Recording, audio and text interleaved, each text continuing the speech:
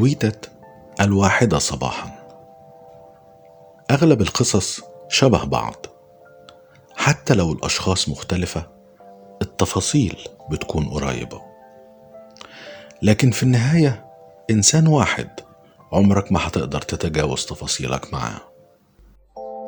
الإنسان ده مش بس حبيته وحبك وبس، لأ، ده قدر يوصل لأعمق نقطة داخل قلبك. تويتة 1 صباحا بقلم هاني خيرت، أداء صوتي أحمد شاهين.